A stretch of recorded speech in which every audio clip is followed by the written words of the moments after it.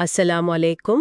آج ہم ایک بہت ہی دلچسپ موضوع پر گہرائی میں بات کرنے والے ہیں۔ وعلیکم السلام، جی بالکل۔ موضوع ہے قرآن میں کائنات کی تخلیق کا بیان، اور خاص طور پر وہ سوال جو اکثر ذہنوں میں آتا ہے کہ تخلیق 6 دنوں میں ہوئی یا 8 میں؟ جی ہاں، یہ سوال اہم ہے کیونکہ قرآن میں بظاہر دونوں طرح کے اشارے ملتے ہیں۔ بالکل، کچھ آیات تو واضح طور پر 6 دن کہتی ہیں، لیکن پھر سورہ فصلت کی آیات ہیں جنہیں اگر سیدھا سیدھا جمع کریں تو شاید 8 دن لگیں۔ صحیح۔ تو آج ہم اسی بظاہر تضاد کو سمجھنے کی کوشش کریں گے۔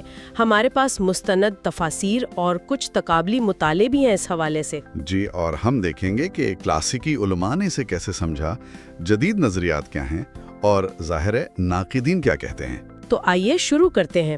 بنیادی مسئلہ ہے کیا؟ یعنی یہ 6 بامقابلہ 8 دن والی بات کہاں سے آتی ہے؟ دیکھیں، قرآن میں کئی مقامات ہیں، جیسے سورہ الاعراف آیت 54، سورہ یونس آیت 3 اور سورہ قاف آیت 38، جہاں بہت واضح الفاظ میں کہا گیا ہے کہ اللہ نے آسمانوں اور زمین کو 6 ایام یعنی 6 دنوں میں پیدا کیا۔ ٹھیک، یہ تو بالکل صاف ہے، اس میں تو کوئی ابہام نہیں۔ جی نہیں، اس میں نہیں۔ الجھن پیدا ہوتی ہے سورہ فصلت کی آیات 9 سے 12 سے۔ اچھا، وہ آیات کیا کہتی ہیں؟ آیت 9 میں ہے کہ اللہ نے زمین کو 2 دنوں میں پیدا کیا۔ ٹھیک، 2 دن۔ پھر آیت 10 میں ذکر ہے کہ زمین میں پہاڑ جمائیں، برکتیں رکھی اور رزق کا انتظام کیا، اور یہ سب کام 4 دنوں میں ہوئے۔ 2 دن زمین کے، پھر یہ 4 دن، تو یہ 6 ہو گئے۔ کوئی بھی نہیں، ایک منٹ۔ آیت 12 میں پھر ذکر ہے کہ اس نے 7 آسمان بنائے 2 دنوں میں۔ اوہ، تو اگر ہم ان اعداد کو الگ الگ دیکھیں، زمین کے لیے 2 دن، پھر اس کی تکمیل اور رزق وغیرہ کے لیے 4 دن، اور پھر آسمانوں کے لیے 2 دن، تو حساب بنتا ہے 2 + 4 + 2 یعنی 8 دن۔ بالکل، یہی وہ مقام ہے جہاں وہ 6 دن والی آیات سے فرق نظر آتا ہے۔ تو اس کی کیا وضاحت ہے؟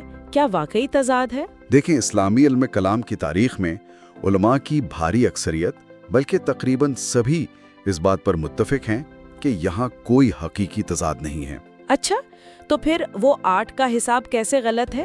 کلیدی نقطہ آیت 10 میں جو 4 دنوں کا ذکر ہے نا، اس کی تفسیر میں ہے۔ یعنی وہ جو زمین میں پہاڑ اور رزق والا حصہ ہے؟ جی، غالب اور مستند تفسیر یہ ہے کہ یہ 4 دن زمین کی تخلیق کے پہلے 2 دنوں کے بعد کے الگ 4 دن نہیں ہیں۔ تو پھر کیا ہے؟ بلکہ یہ زمین کی تخلیق اور اس کی پوری تکمیل، یعنی پہاڑ بنانا، رزق رکھنا، یہ سب ملا کر کل 4 دن ہیں۔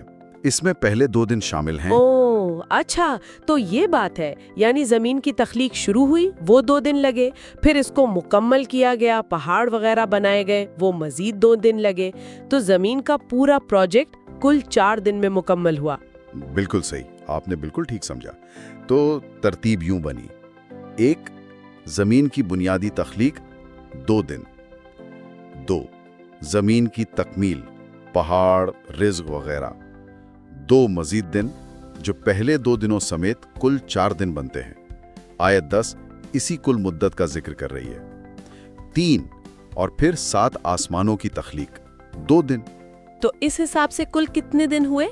اس حساب سے کل بنے 2 + 2 + 2 یعنی 6 دن۔ اچھا، تو یہ وضاحت قرآن کی دوسری آیات سے ہم آہنگ ہو جاتی ہے؟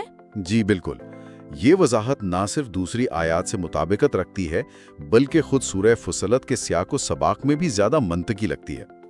یہ بھی ممکن ہے کہ زمین کی تکمیل اور آسمانوں کی تخلیق کے آخری مراحل متوازی چل رہے ہوں۔ یہ تشریح کن علماء نے دی ہے؟ کیا یہ کوئی نئی بات ہے؟ نہیں، یہ بالکل نئی بات نہیں ہے۔ یہ کلاسیکی دور کے تقریباً تمام بڑے مفسرین کا موقف رہا ہے۔ امام الطبری، امام القرطبی، امام البغوی اور خاص طور پر ابن کثیر، جن کی تفسیر کو بہت زیادہ اہمیت دی جاتی ہے، ان سب نے یہی وضاحت پیش کی ہے کہ آیت 10 میں 4 دن سے مراد کل مدت ہے۔ اور اس وضاحت کے پیچھے کیا سوچ کار فرما تھی؟ بنیادی اصول، جیسا کہ پہلے بھی بات ہوئی، قرآن کی داخلی ہم آہنگی کا ہے۔ علماء کا ایمان ہے کہ اللہ کا کلام تضادات سے پاک ہے، جیسا کہ سورہ نساء کی آیت 82 میں ہے کہ اگر یہ اللہ کے سوا کسی اور کا کلام ہوتا تو اس میں بہت اختلاف پایا جاتا۔ تو وہ ہمیشہ ایسی تفسیر کو ترجیح دیتے ہیں جو آیات میں مطابقت پیدا کرے۔ کیا اس پر کبھی کوئی اختلاف رائے بھی رہا ہے؟ دیکھیں تفسیری تاریخ میں معمولی اختلافات تو ہمیشہ ہوتے ہیں، کچھ شاذ اقوال بھی مل جاتے ہیں، لیکن اس خاص مسئلے پر یہ 6 دن والی وضاحت ہی ہمیشہ سے غالب اور مستند رہی ہے۔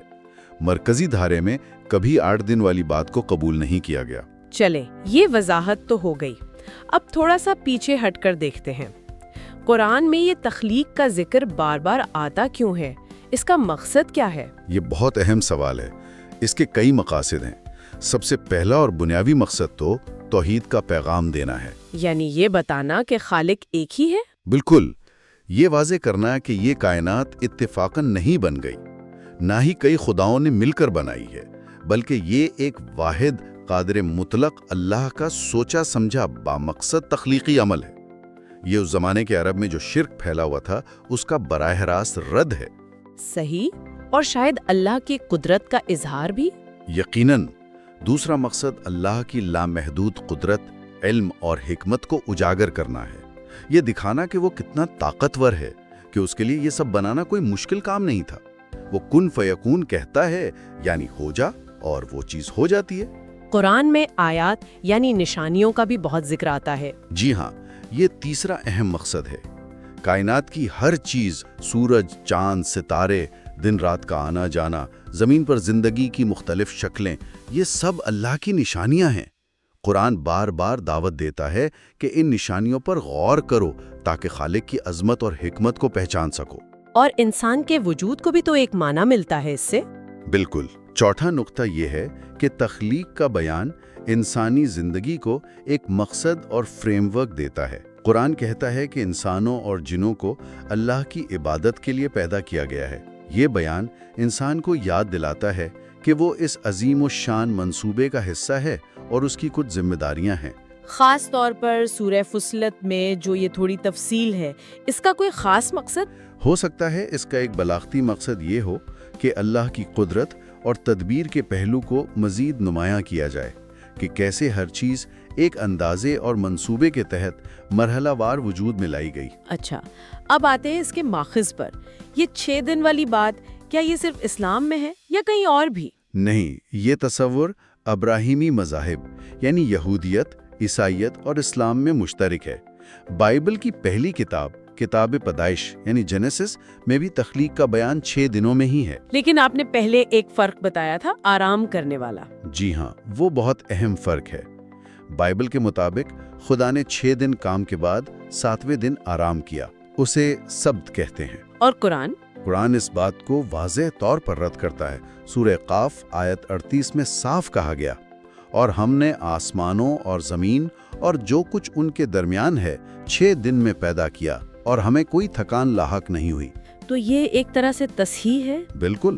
اکثر مفسرین اسے پچھلے بیان کی تصحیح سمجھتے ہیں، جو اللہ کی شان کو ہر قسم کی کمزوری یا تھکاوٹ سے بالکل پاک قرار دیتی ہے۔ یہ اللہ کی کامل قدرت پر زور ہے۔ اچھا، تو نبی صلی اللہ علیہ وسلم کے زمانے کے عرب میں کیا یہ خیالات، یہ کہانیاں معلوم تھیں لوگوں کو؟ دیکھیں، عرب کا غالب مذہب تو مشرکانہ تھا، ان کی اپنی دیومالائی کہانیاں تھیں، لیکن عرب دنیا الگ تھلگ نہیں تھی، وہاں یہودی اور عیسائی بستیاں موجود تھیں۔ مدینہ میں یہودی تھے، نجران میں عیسائی۔ جی ہاں، یثرب یعنی مدینہ میں بنو قینقاع، بنو نذیر، بنو قریظہ جیسے یہودی قبائل تھے۔ نجران اور دوسرے علاقوں میں عیسائی تھے۔ تجارتی اور سماجی تعلقات بھی تھے۔ اللہ کا تصور تو پہلے سے تھا وہاں۔ بالکل، اللہ کو سب سے بڑا خالق تو وہ مانتے ہی تھے، بھلے ساتھ میں اوروں کو بھی پوچھتے ہوں۔ نبی صلی اللہ علیہ وسلم کے والد کا نام عبداللہ تھا، تو یہ بہت ممکن ہے کہ ابراہیمی روایات بشمول 6 دن کی تخلیق ان تک کسی نہ کسی شکل میں پہنچی ہوں۔ ورقہ بن نوفل جیسے لوگ بھی تھے جو اہل کتاب کے عالم تھے۔ تو قرآن نے اس پہلے سے موجود تصور کو لیا اور اس کی تصحیح کی؟ یوں کہہ سکتے ہیں۔ قرآن خود کو پچھلی کتابوں کی تصدیق کرنے والا اور ان میں ہونے والی تبدیلیوں کو درست کرنے والا کہتا ہے۔ 7 دن کے ہفتے کا تصور بھی، جو شاید بابل سے آیا تھا، یہودیوں اور عیسائیوں کے ذریعے عرب میں رائج تھا، اور پھر زید بن عمرو بن نفیل جیسے حنیف بھی تھے جو خالص توحید کی تلاش میں تھے۔ تو فکری ماحول میں یہ چیزیں موجود تھیں۔ یہ تو ہو گیا تاریخی پس منظر۔ اب اگر ہم آج کے دور میں آئیں تو جدید مسلم علماء اور مفکرین اس بیان کو کیسے دیکھتے ہیں، خاص طور پر سائنس کی روشنی میں؟ یہ آج کل ایک بہت بڑا موضوع ہے۔ سب سے عام اور مقبول تشریح یہ ہے کہ قرآن کا لفظ یوم یعنی دن ضروری نہیں کہ ہمارے 24 گھنٹے والے دن کے معنی میں ہو۔ اچھا نا، اس کے اور کیا معنی ہو سکتے ہیں؟ عربی زبان میں یوم کا مطلب ایک لمبا عرصہ، دور، زمانہ یا مرحلہ، پیریڈ، ایج، ایپوک، سٹیج بھی ہو سکتا ہے۔ کیا قرآن میں خود اس کی مثال ہے؟ جی ہاں، سورہ الحج آیت 47 میں ہے کہ اللہ کے ہاں ایک دن انسانوں کے شمار کے مطابق 1000 سال جیسا ہے۔ سورہ المارج آیت 4 میں 50,000 سال کے یوم کا ذکر ہے۔ تو اس بنیاد پر علماء کہتے ہیں کہ 6 ایام کا مطلب 6 لمبے ادوار ہیں۔ بالکل، یہی غالب جدید تشریح ہے کہ یہ تخلیق کے 6 طویل مراحل تھے۔ ان کی اصل لمبائی کتنی تھی یہ اللہ ہی جانتا ہے۔ اور اس سے پھر وہ سائنس والی بات کہ کائنات اربوں سال پرانی ہے، اس سے مطابقت پیدا ہو جاتی ہے؟ جی، کوشش یہی ہوتی ہے۔ علماء ان 6 ادوار کو کائنات کی تخلیقی تاریخ کے مختلف مراحل سے جوڑنے کی کوشش کرتے ہیں، جیسے بگ بینگ وغیرہ۔ ہاں، مثلاً سورہ الانبیاء کی آیت 30، کیا کافروں نے نہیں دیکھا کہ آسمان و زمین ملے ہوئے تھے پھر ہم نے انہیں جدا کیا، کو بگ بینگ کا اشارہ سمجھا جاتا ہے۔ سورہ فصلت کی آیت 11، پھر وہ آسمان کی طرف متوجہ ہوا جو دھواں تھا، کو کائنات کی ابتدائی گیسی حالت سے جوڑا جاتا ہے۔ اور وہ کائنات کے پھیلاؤ والی آیت بھی ہے؟ جی، سورہ الذاریات آیت 47، اور آسمان کو ہم نے طاقت سے بنایا اور ہم ہی اسے پھیلا رہے ہیں۔ اس طرح کی آیات سے سائنسی نظریات کو ہاں ہنگ کرنے کی کوشش کی جاتی ہے۔ ڈاکٹر مورس بکائی جیسے لوگوں نے اس پر کافی کام کیا، اگرچہ ان کے کام پر تنقید بھی ہوتی ہے۔ لیکن کیا یہ ادوار والی تشریح وہ ترتیب والے مسئلے کو حل کرتی ہے کہ زمین پہلے بنی یا آسمان؟ یہ ایک مشکل سوال ہے۔ یوم کو دور ماننے سے وقت کی لمبائی کا مسئلہ تو شاید حل ہو جائے، لیکن تخلیق کی ترتیب پر جو اعتراضات ہیں وہ پھر بھی باقی رہ سکتے ہیں۔ اس پر ہم ناقدین کے نظریات میں آتے ہیں۔ ویسے اس دور والی تشریح کے علاوہ کچھ مسلم مفکرین خدائی ارتقاء یعنی تھیسٹک ایوولوشن کے نظریے بھی رکھتے ہیں، یعنی اللہ نے تخلیق کا عمل ان قوانین فطرت کے ذریعے کیا جو اس نے خود بنائے، اور یہ عمل تدریجی تھا۔ ایک اور نقطہ یہ بھی تو آتا ہے کہ قرآن سائنس کی کتاب نہیں ہے۔ بالکل، یہ ایک بہت اہم موقف ہے کہ قرآن کا بنیادی مقصد ہدایت دینا ہے، یہ بتانا ہے کہ خالق کون ہے، کیوں ہے، ہماری ذمہ داری کیا ہے، یہ نہیں بتانا کہ اس نے تکنیکی طور پر کیسے بنایا۔ وہ کیسے دریافت کرنا انسان کا کام ہے۔ ڈاکٹر ذاکر نائک اور بہت سے دوسرے علماء اسی بات پر زور دیتے ہیں۔ چلیں اب ذرا تنقیدی زاویہ دیکھتے ہیں۔ ناقدین یا غیر مسلم محققین وہ اس سارے بیان پر کیا اعتراضات کرتے ہیں؟ ان کی طرف سے کئی اہم نکات آتے ہیں۔ سب سے پہلا تو وہی 8 دن والا تضاد ہے۔ وہ اس کلاسیکی وضاحت کو نہیں مانتے۔ نہیں، وہ اسے ایک قسم کی تعویل یا بات بنانے کے مترادف سمجھتے ہیں۔ وہ کہتے ہیں کہ سورہ فصلت کا سادہ متن پڑھیں تو 2+4+2=8 ہی بنتا ہے، جو 6 سے مختلف ہے۔ وہ اسے انسانی کلام ہونے کی دلیل سمجھتے ہیں کہ خدا سے ایسی ریاضی کی غلطی نہیں ہو سکتی۔ ٹھیک، اور دوسرا بڑا اعتراض؟ دوسرا اعتراض ماخذ کا ہے، یعنی یہ کہ یہ کہانی قرآن کی اپنی نہیں بلکہ پہلے سے موجود یہود عیسائی روایات سے لی گئی ہے، جیسے کتاب پیدائش سے۔ جی، سیکولر علمی حلقوں میں یہ عام نظریہ ہے کہ یہ اسی پرانی کہانی کی ایک نئی شکل ہے۔ کچھ ناقدین یہ بھی کہتے ہیں کہ قرآن نے 6 دن کا عدد تو لے لیا، لیکن اس کے پیچھے جو 7ویں دن آرام والی منطق تھی اسے رد کر دیا، جس سے یہ عدد بے معنی ہو گیا۔ اور سائنسی اعتراضات وہ کیا ہے؟ سائنسی اعتراضات آج کل سب سے زیادہ اٹھائے جاتے ہیں، یہاں تک کہ اگر یوم کو دور مان لیا جائے تب بھی اعتراضات ہیں۔ کس قسم کے؟ سب سے بڑا اعتراض تخلیق کی ترتیب پر ہے۔ ناقدین کہتے ہیں کہ قرآن کی ترتیب ارض مرکز یعنی زمین کو پہلے یا مرکزی حیثیت دی گئی ہے۔ اچھا، کیسے؟ قرآن میں زمین اور اس پر پہاڑ، رزق وغیرہ کا ذکر آسمانوں، سورج، ستاروں سے یا تو پہلے ہے یا ساتھ ساتھ، جبکہ سائنس کہتی ہے کہ کائنات یعنی آسمان بہت پہلے بنے۔ بالکل، کائنات تقریباً 13.8 ارب سال پرانی ہے۔ ہماری زمین اور نظام شمسی تو بہت بعد میں کوئی 4.5 ارب سال پہلے بنے۔ تو سائنس کے مطابق زمین کائنات کے مقابلے میں بہت نئی ہے۔ قرآن کی ترتیب اس سے الٹ لگتی ہے۔ یہ تو واقعی ایک اہم نقطہ ہے۔ جی، اس کے علاوہ کچھ ناقدین قرآن کی بعض آیات جیسے زمین کو بچھونا کہنا یا آسمان کو محفوظ چھت کہنا، ان کی تشریح قدیم تصورات جیسے چپٹی زمین یا ٹھوس آسمان کے مطابق کرتے ہیں۔ اور وہ احادیث جن میں ہفتے کے دنوں کا ذکر ہے؟ ہاں، ان احادیث کا بھی حوالہ دیا جاتا ہے جن میں تخلیق کے کاموں کو اتوار، پیر، منگل وغیرہ سے جوڑا گیا ہے۔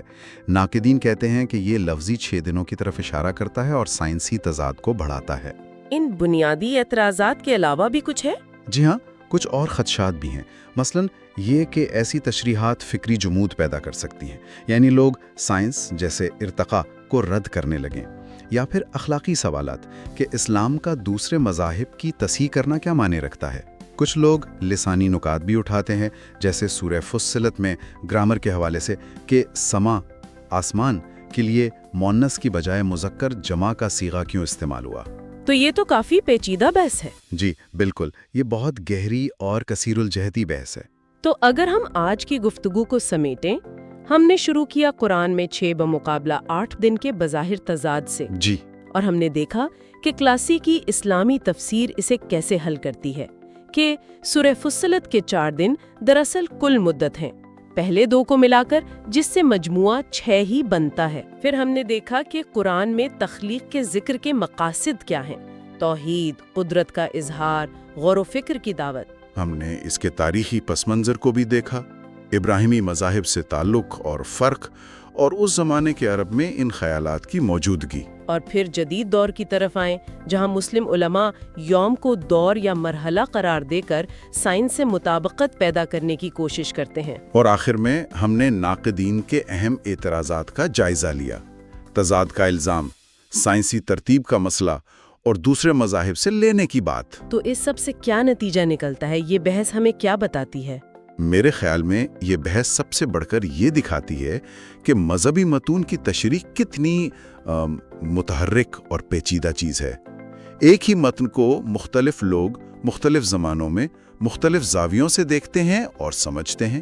بالکل، یہ ایمان، روایت، علم اور جدیدیت کے درمیان ایک مسلسل مکالمہ ہے۔ جی، اور یہ بھی کہ ان معاملات میں شاید کوئی ایک سادہ سا جواب ہمیشہ ممکن نہیں ہوتا۔ صحیح۔